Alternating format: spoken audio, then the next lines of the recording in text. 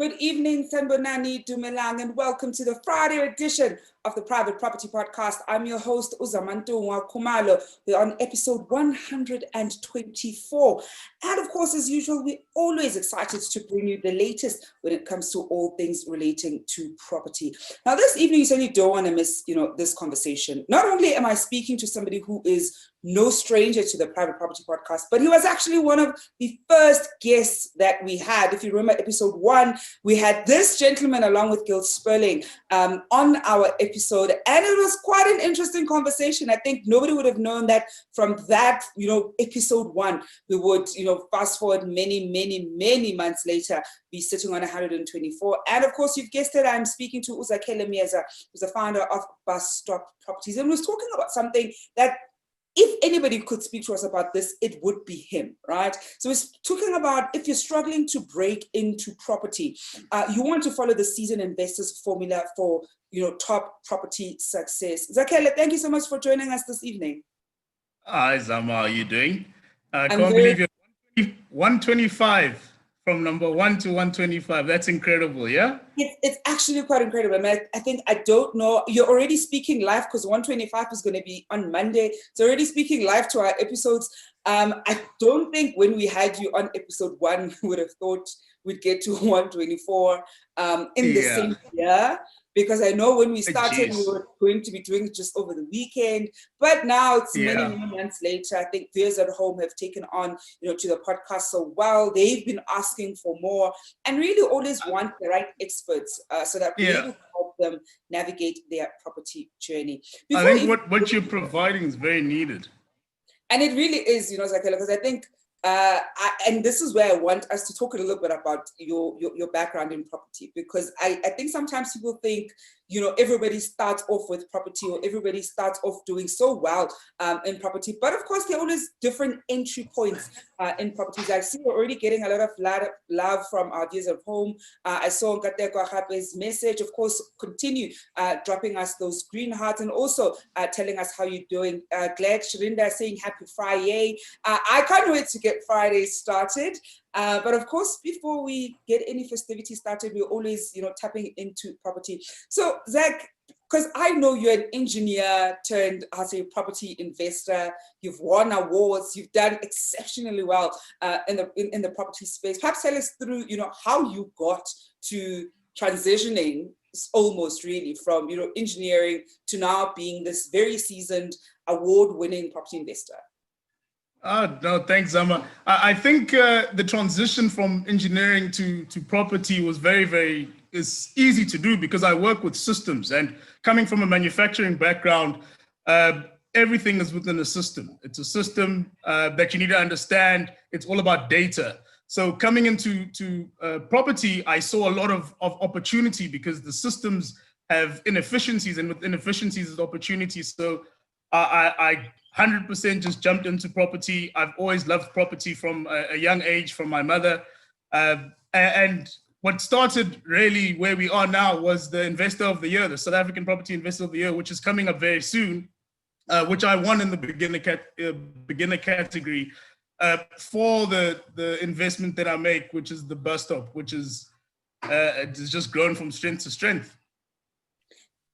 I've been to the Bus Stop. I think maybe share with our viewers a little bit, a little bit about the Bus Stop. I mean, I've even seen the social media posts. I love how, Bus Stop Properties is growing and innovating and making sure that it is not only staying with the times, but essentially also looking at being ahead of the curve. Yes, no, 100%. I mean, I'd said in the beginning when we had our first interview with Gil that PropTech is the future. Gil was already a step ahead, and I've been working on developing some programs. And one of the awards that I actually won from the South African Property Investors of the Year was a mentorship with David Beatty. And that's probably been one of the most valuable awards that I've got, because now we're working together and he's taught me how to systemize things. And where an expert landlord meets an engineer, I think a lot of great things have happened. It's been such an incredible journey. And I mean, the Bus Stop, it started off as a hobby, looking to travel because I love to travel. That was my why. And then I decided there was a gap in the market. some quality accommodation that's fully serviced is something that was really, really needed. And in the area that I lived in and still live in, it's perfect to do exactly that. So I converted a property to suit my environment, to suit the customers that I'd be servicing. And I made sure that I didn't spare a cent to deliver quality accommodation to people. I actually love that the part of the prize was actually mentorship with David Beatty. As viewers at home would know, David Beatty is the author of The Expert Landlord. Absolutely, exceptional, knows quite a lot when it comes to being that expert landlord. We've had him as a guest here on the Private Property Podcast.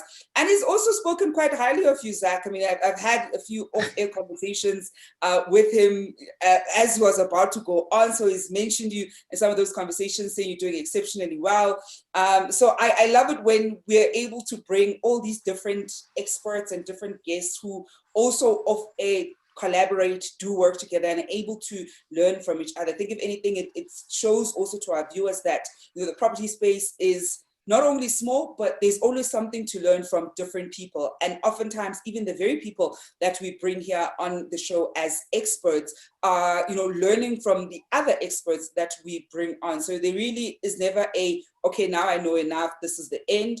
But if anything, there's always something to learn, which probably then brings us to, this evening's conversation, Zach, which is around people who are struggling to get into the property space. So it probably, whether it's a young professional, I mean, if I think of you, you're a professional. So that wasn't— Say young, come on now. That's why I did it. That's why the second time I was like, professional. Well, you're still young by the country's definition of youth. So yeah, boy, I'm still youth. I'm still youth. So you're still a young professional, and you weren't in property, and looking at the different ways to break into the property space. And I think the joy of that is there isn't one formula, there isn't one path, which is fantastic. Perhaps let's share with what would you say is part of your formula to breaking into property, into the property space?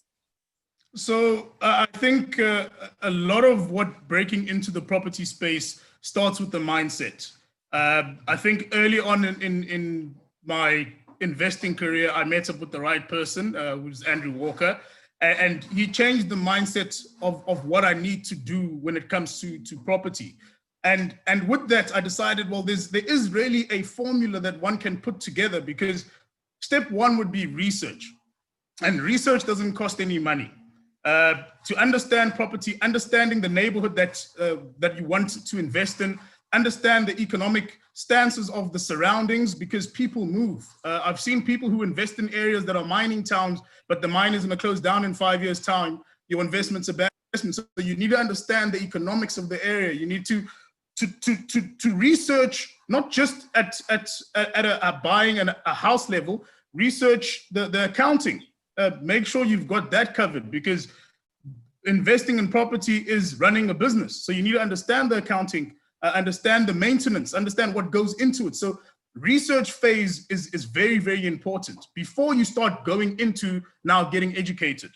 It's like when we're growing up, we always are like, I want to be a fireman. And then we start like seeing what firemen actually do. And then we're like, I don't know. Like, do people really grow? I mean, in the South African context, are little children really saying they want to be firemen? Like, really? And man, we all watch the same cartoons, man. So touche.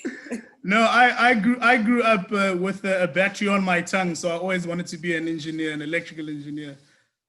So yeah, but then I think step two, what you want to do is then get the right education. And when I say the right education, is that education is pre-owning a property in terms of what goes into owning a property. So you understand the steps, the methods that go into actually making a purchase. And then post-purchase of a property, where now I own this property. How do I maintain and how do I keep it? How do I make it grow? And then thereafter, in terms of now offloading my property, when is the right time to offload a property? How long do I keep it? What economic circumstances do I need to look at before I offload a property? So it's the education, it comes from beginning to end, and understanding the education brings to the next step, which is the strategy that one is going to employ. because there are many, many different avenues of getting into property investing. But if you go into property investing, pick a strategy, because if you've done the education, you'll know there's different strategies. You'll know there's flipping, there's buy to lets, there's rent to rent, there's Airbnb, there's so many different strategies. So pick a strategy, and that's the one that you want to master.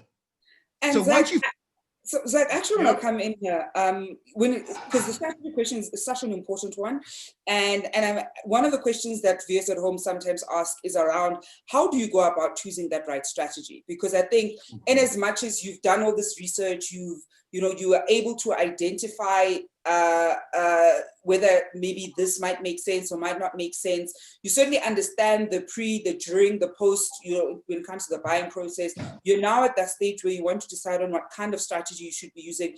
You and I both know that by the time you're a seasoned investor, you're able to have a hybrid strategy. So you're able to, do a few of them at once. But when you start off, that may not necessarily be the best way, because you could easily get overwhelmed and then make a lot of mistakes, and you haven't, adequately systemized your things early. So how would you say, if somebody's struggling to make that decision when it comes to strategy, how should they be thinking about the strategy question? So the strategy, how you get into it, is understanding what you're trying to deliver. Because with investing, marketing actually plays a big part of investing, and actually having to speak to people and going out and putting yourself out there plays a big part of investing. And some people actually can't do that. They're not those type of people. So understanding, what is my strength? So if your strength is, I'm a good negotiator, you could look at a strategy where you're saying, okay, I don't have money, but I've got a good negotiation skills. I can pull off Airbnbs. I can pull off rent-to-rent strategies, because that requires people conversation. You could start looking at saying, I'm good at accounting. I can pull off sourcing strategies. Because then I do the numbers, and I can't take it on to the next level. So let me pass it on to someone who can then make money out of it. And then you work in the area whereby you're comfortable first. So you work on where your strong point is before you develop into the next areas. Because as you said, we end up learning and doing very hybrid sort of strategies once you're seasoned. But in the beginning, focus specifically on where your strength is. So wherever your strength is will determine what strategy you will use. And then that goes hand in hand with your financial circumstance as well. I actually really like that, Zach, because I think one of the big things it highlights is identifying, as the entrepreneur, as the individual, what are your strengths? What are you really good at? So really understanding that this isn't one of those things that you can say, I'm outsourcing every component, but you as yourself also need to understand, what am I actually good at? What do I enjoy doing? What can I do? If somebody wakes me up at 2:00 in the morning, what do I know I can do very well? How do I then make sure that that becomes the starting point in as far as strategy is concerned? And the other skills, which of course there'll be other skills that you'll need. Some of them you probably don't like. I mean, I always share about how I'm not that great at admin. I tend to not like sometimes some of the financial aspect of property, except property is finance. So you can't say, oh, I don't like finance, I don't like numbers. I know I'm great at negotiating. So there always when, you can wake me up at any hour. I'm quite a bullish negotiator. I'm very great at spotting deals. So being able to say, this is what I'm good at, this is not what I'm good at. And really does help you in the beginning, because you're also able to play to your strengths as much as possible. Zach, we're going to go for a quick break, and when we come back, we'll be looking more at your formula to help us be better property entrepreneurs, and certainly for those who are still struggling to break into property. Because I think if there's anybody who can help you break into it, or certainly understand what it takes to break into it, Zakhele is certainly the right person. For viewers at home, I want to hear from you. I mean, if you ended up breaking into property, perhaps buying that first rental property, maybe you've now got more than one. What would you say was your formula to getting there? Perhaps you also struggled in the beginning, but it took, whether it's researching things properly and understanding how the system works before you try to break into it, for you to ultimately break into the system. Do share with us down here below. And we're going to go for a quick break, and we'll be back with, of course, your questions and comments just after this.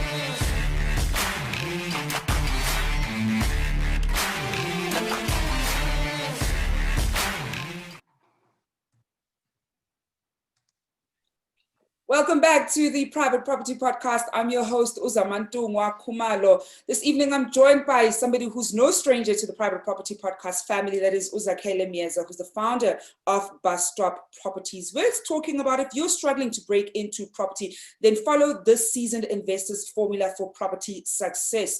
Before the break, Zakhele shared, I say the first 3 steps really in understanding, or 3 steps, the first 3 steps to the formula. The first one being, meeting up with the right people, which is something that, he said was quite crucial also in his journey, because we understand the power of being able to network with the right people. But with that, of course, goes the step 1, which is to be able to research, and not just researching, how much yield you'll get if you buy property X, but understanding the area that you're buying in, the economic activity in that area. It doesn't help if you're going to buy a property, as Zakhele mentioned, in a mining town, whereas the mine itself is going to be closing in a few years. So really understanding not just the micro, but the macroeconomic factors in that area becomes so important. Step 2, you want to make sure that you're educating yourself really well. And we speak a lot about this, the power of educating yourself when it comes to property, and understanding that education doesn't stop. I mean, we've spoken to so many various guests who continue learning more, whether it's in the formal classroom or outside of the formal classroom. So understanding that you're never going to stop learning. We're always going to continue learning as, people who are in the property space. And of course, that last one being strategy. So you want to also, be able to decide what your property strategy is going to be. By the time you get to where Zakhele is, where you're even winning awards, you're able to use a nice hybrid model. But at the beginning, you really want to get a sense of what am I, almost instinctively good at. Perhaps you're an engineer like Zach, so you've got a very big focus on systems. Use that strength as your starting block. You don't want to start with the things that you're not great at, because that's not going to make your journey that great. So Zakhele, then what would you say is the next step of this formula? People have now, sort of decided on their strategy. They've got a sense what they want to do, or the first property, how they're going to go about getting that. What would you then say is the next step? Right. So once we've picked and we're all good, you actually just need to go out and see. A lot of people think you can search on the various sites that are available, private property, Property 24, all the different sites, and they think they can make a decision based on that. But I think one of the biggest values that I got was spending a day at a property with Marissa Robus, where we actually started going through the defects that one must spot. We started going through the expenses that one looks out for to say, oh, geez, don't invest here because this is a very, very big expense. It's going to be a big cost when it comes to repairing, or it looks bad, but it's actually not. This is just something that's on the surface. We can fix this up very easily. And you learn that, so it helps you in your investing journey. And then going out and seeing what's happening in the neighborhood, because I've gone to areas whereby during the day, they look great. Come the weekend, it's a completely different place. You best. You best. Yeah. The weekend. Yeah. Exactly. So going in and seeing the property and how it changes and how it works will help you invest, because when you invest, you're catering for the person who's going to be spending money at your property, not yourself. So that's a very, very big one. And then I think once you've gone out and you've seen, that's when you start working the numbers, because now you've gone through that exercise of what is going to cost you a lot and what's going to cost you less.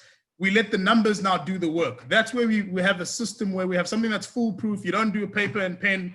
You do something foolproof that's with checks, and you don't invest emotionally. Now the numbers are what's going to decide your investing, because you've got the education, you've decided it's a good area. The numbers need to now let you make that decision.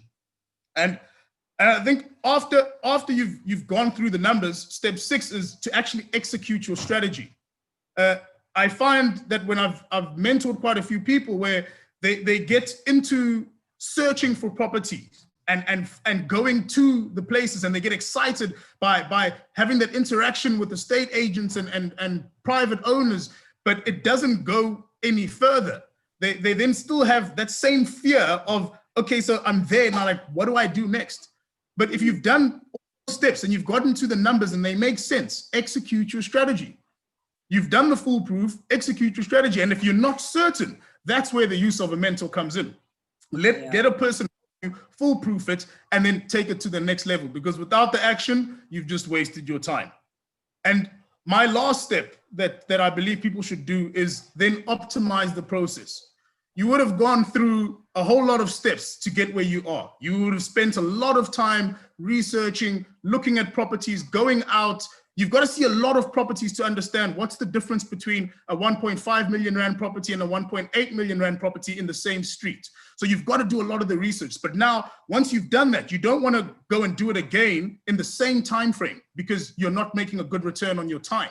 You want to now start looking at systems. You want to now start looking at using less resources to get the same outcome. You want to now start buying and executing your strategy in 60% of the time, then the next time in half the time. And that's how we start getting return, because then you start doing more properties and getting more and executing the strategy more.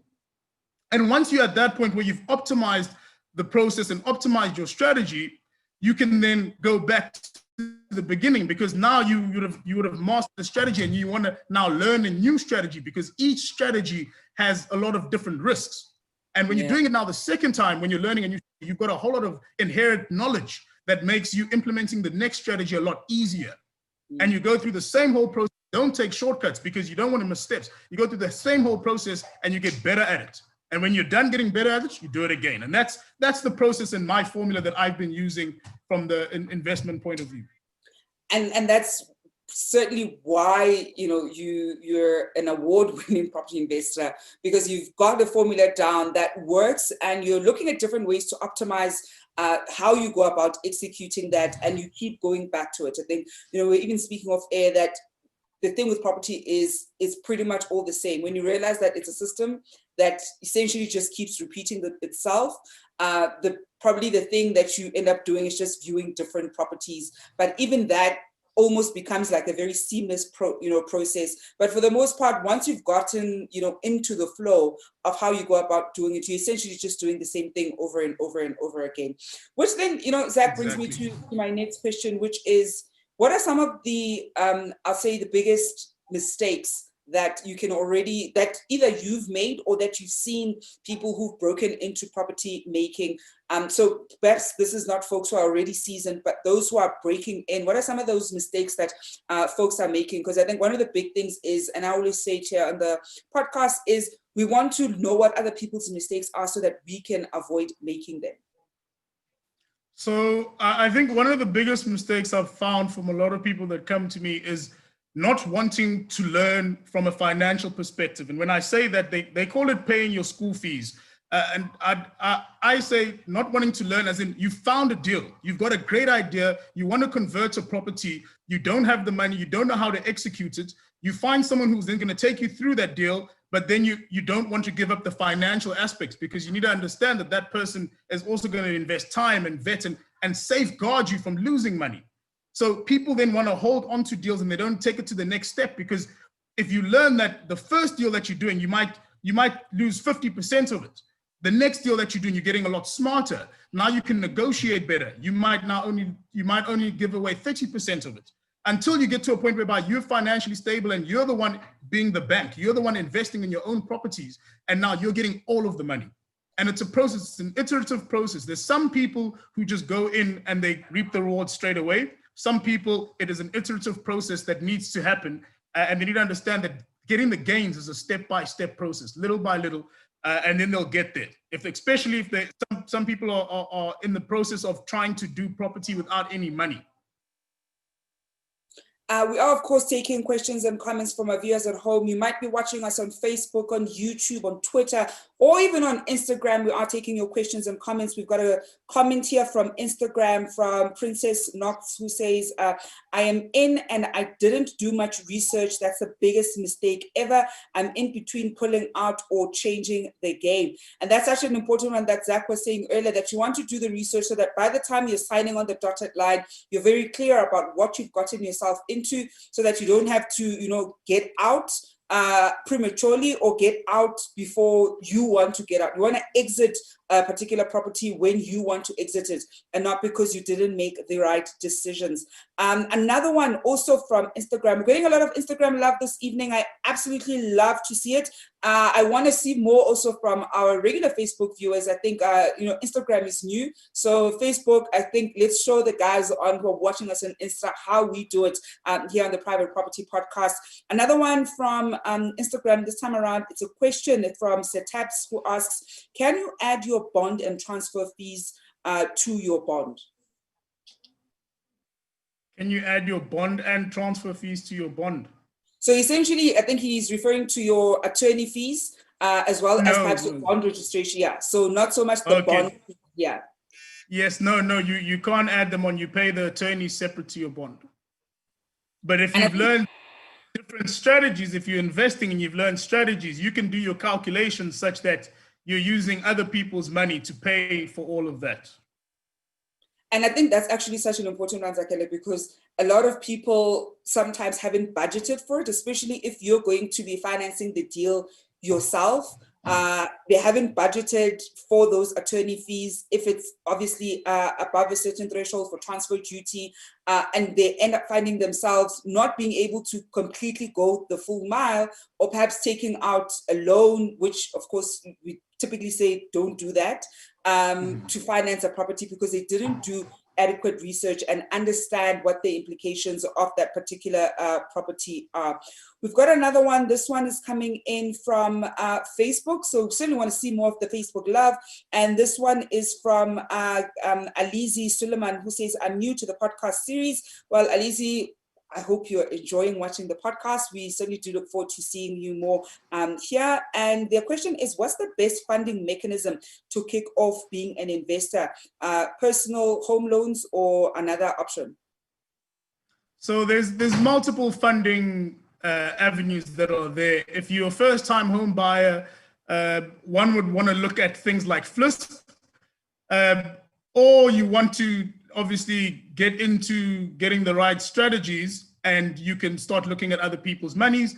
And then there's multiple ways of financing your property with private investors using, strategies that I've learned where you can use your credit card if you know what you're doing to finance properties. So there's multiple ways of getting into. It's just how do you skin a cat? Each case is different, and we have to give it its merit. You know, Zakhele, I've heard about the using your credit card. I know that mechanism. Every time I think about it, I just get chest pains because trying to beat the system with that one, I just think we need to be on the ball every time because you cannot miss a beat. And exactly. I think staying with how you actually tap into property with using other people's money. We've got a question here from Instagram coming from Epps Happen, who says, how do you do properties without money? Okay, so there are many ways of doing it, and I'll give an example. I think that's probably the best way of doing it. If you find yourself a deal, and that deal, for example, is R1 million house, and you go and negotiate that deal, and you speak to the landlord, the owner of the property, and you say, well, can I give you 300K? To take occupancy of your house, to renovate it, and then sell it on. Depending on how you do your negotiation and the landlord agrees, you now need to find 300K and the money to renovate this property. So if you find that money by going to the next person and you say, good sir, please may I have 600K because there's R1 million house that I'm buying that I'm going to renovate and sell on to make a profit. I'll then split my money with you 50-50, and the potential return is X amount. Now, if that investor then says, yes, you now have sufficient surplus to go back to your first landlord, pay them for the property, do the renovations, service your investor in terms of their interest, and then come back with profits, having not put in any money. So there are lots of different ways of doing it. That is just one example that I described. And there's a lot of guys out there that teach property education that one can find to learn the different strategies. Mm-hmm. Last question here, and I like it that it's, you know, based on, I'll say, you know, school. So it's somebody who is still in varsity. Before I get to that one, Semi Mahlatsa saying, Zama, we Facebook people have learned lots of good stuff from you, and we are now giving newcomers a chance. Hashtag Instagram. I love that, Semi. I absolutely love that. So that means all the other platforms must catch up, especially because Instagram is where, you know, we've started now streaming also on Instagram. So welcome to the Instagram viewers as well. I'm sure the Facebook viewers are now starting to feel like the, you know, in high school when you've got the seniors who've been at it for a while. I'm sure the Facebook guys are feeling like that because we started it off, of course, on Facebook and then grew to the other social media platforms. Well, the last question here is coming from also Instagram. As you can see, many Instagrammers are you know, tuning in and very excited, of course, to be watching us on that platform. This one is coming from Aries07. He's asking, I'm thinking of switching from pure maths to maths literacy. Will this negatively affect my chances of breaking into the real estate industry? I don't think maths and maths lits will break your chances. I think getting the right education, getting an understanding of how the numbers work will be great, and then how to use the numbers. That's the most important. I find a lot of people will get a spreadsheet because the spreadsheet's been done by a professional. They think it's correct. They plug in the numbers and the property deal doesn't make sense. They lose money. Then they start blaming the coach or the mentor. Whereas if you understand the numbers, that's where the value is. So whether you're doing maths lit or whichever the other maths is, I only did maths. I'm not sure what they do in maths now. So maths, you still need. You did maths higher grade, because I know we are of that English. You did maths higher grade. So there's now maths lit and pure maths, which is almost the equivalent of a maths higher grade, maths standard grade. Okay. No, well, either or. You've got to learn how to utilize the information that you get given. So I'll give a slightly different response to Aries, because I study, you know, property in the university as well. So as much as I learn from different avenues, from various guests I have on the podcast, is also learning it from, you know, a university. There are certain university programs that you won't be able to access if you do maths lit. So for example, if you wanted to do a BSc in property studies, you very likely won't be able to access that because it needs pure maths. So I think you should now be looking at, if you want to study you know, property, whether you want to, for example, study construction studies, because that's also another avenue within property, look at what the requirements for those respective programs are. Not all of them have a maths requirement, most of them do, because as you can suss out, property is finance. I mean, I say this all the time. So when you're going to learn it at a university, you're going to be doing finance. I often talk about my issues and my goal with real estate finance and the other courses, but you essentially do maths. So I think just make sure that you find out with the particular university that you're interested in. There are quite a few across the country who offer, you know, property as an undergraduate. You can decide to do it at undergrad level, or you could decide maybe do it the way I did it, do a completely different undergrad, and by the time you want to do your postgrad studies, then you do it there, where the maths requirement actually doesn't matter. They look at other things. So there are different ways to get there. I think the very big thing, as Zach is saying, is doing maths, pure maths or maths lit doesn't necessarily close the door, but be clear of which door you want to get into, because you'll still be able to get through the property door. Just be clear if you want to get in it straight from, you know, high school and do a BSc, for example, in property. We've got another one here, Zach, and it's another one from Instagram. I'm absolutely loving the Instagram love that we're getting this evening. This one is coming from Masihe Muremu, who says, how long should one wait before taking the next bond, provided they meet the requirements? I wouldn't advise on a time frame, because there is no standard time frame. I think how long someone must wait is finding the right deal. If you are in a situation whereby there's a property and you have access to the finance, strike. If it makes sense and it's going to make you money, why not invest? So I don't think there is a time frame. As long as you say the guest said they qualify. If you qualify, it's time to strike. Yeah, and Zach, before I let you go, I cannot let you go without you know, asking you this. you went from doing engineering, and you're now a very seasoned property investor. You're an award-winning property investor. What would you say you wish you knew then that you know now? So if there was just one thing that you could be like, you know what, had I known this at the fairly early stages of my property entrepreneurial journey, maybe I would have been slightly ahead, or I would have just done the business or ran the business slightly better.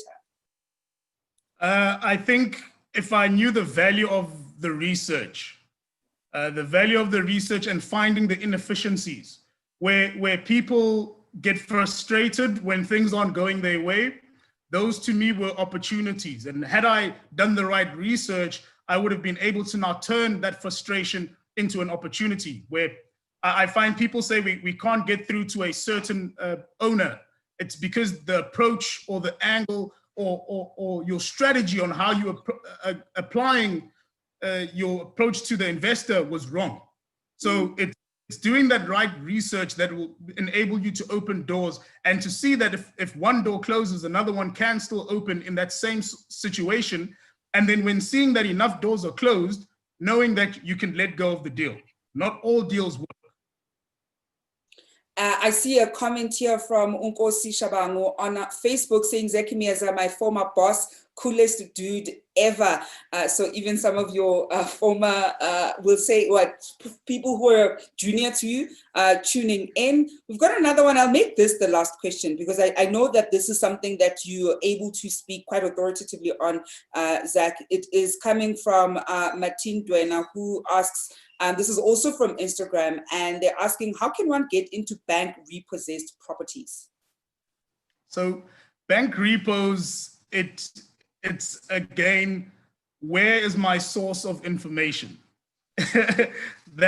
Where's my source of information? Because if your source of information is set up through the relationships you set up, you will meet conveyancers, you will meet estate agents, you will meet people who would be willing to give you information on bank repos. And then you then have to go back to the beginning, do research. Why is it a repo? Is there outstanding? Is there money owing?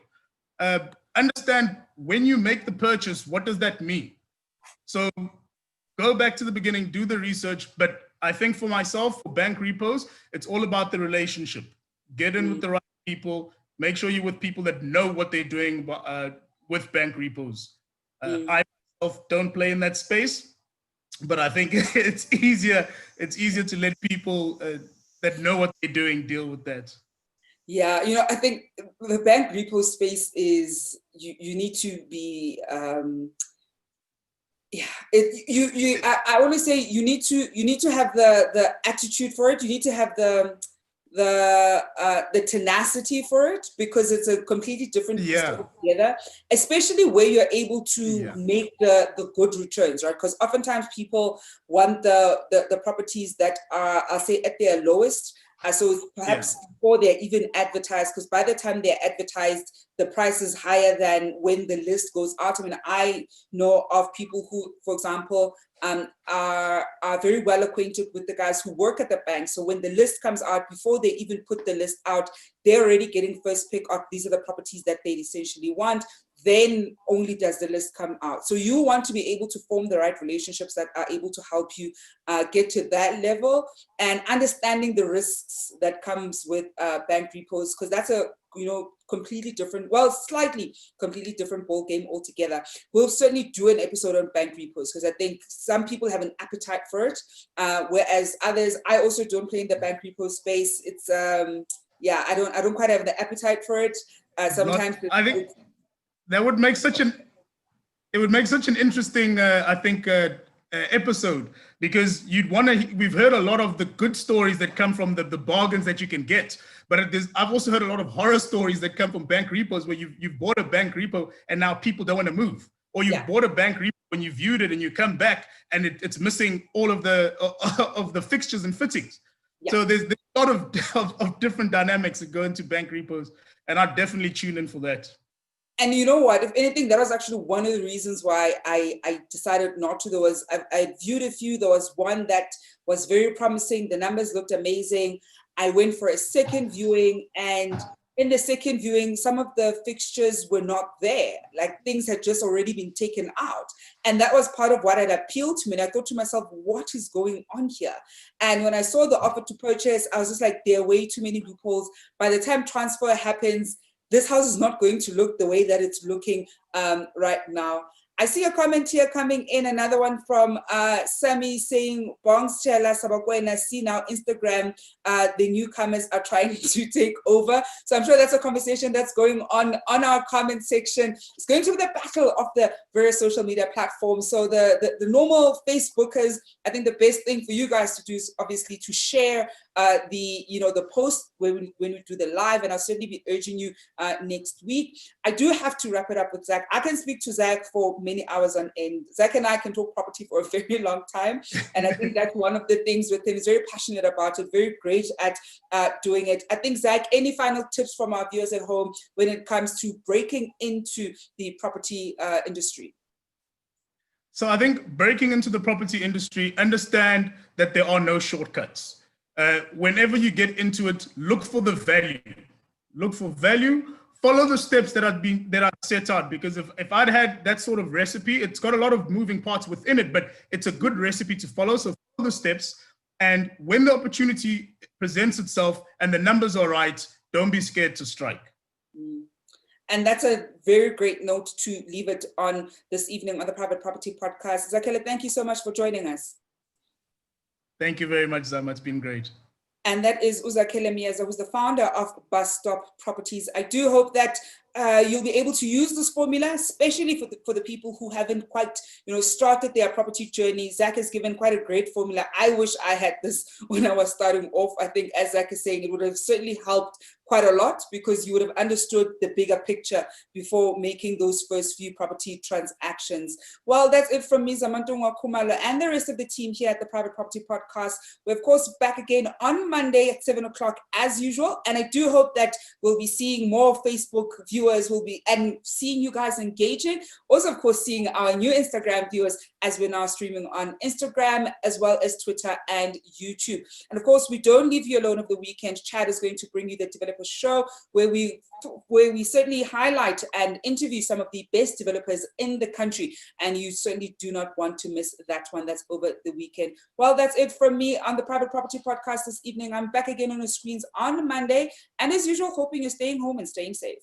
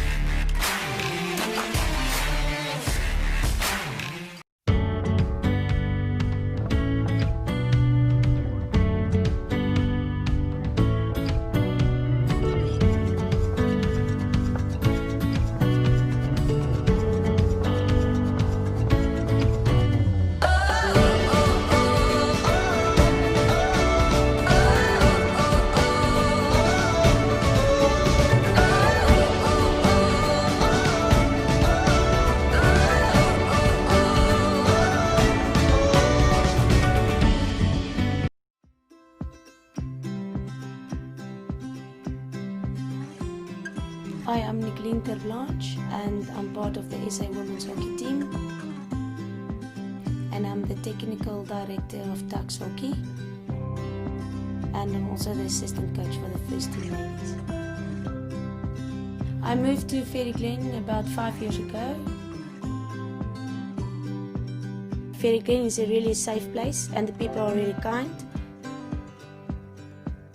Some of my friends live very close by in suburbs like Equestria and Olympus.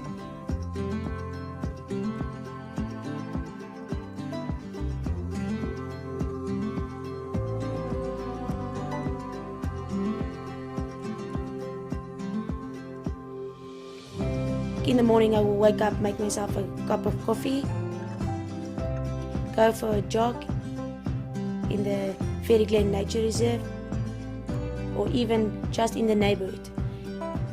It's safe, quiet, and the environment is really nice. I love Fairy Glen because I'm near the city but I'm not in the city.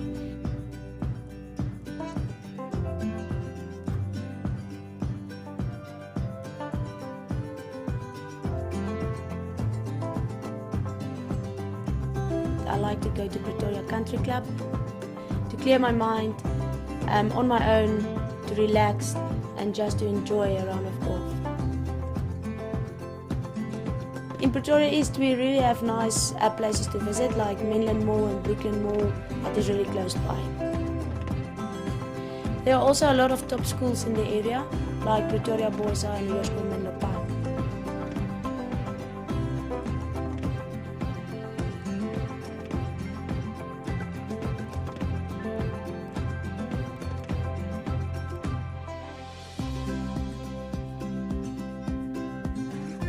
One of the most beautiful places to see the whole of Pretoria is the Fort Kapperkop viewpoint. And that's my neighborhood.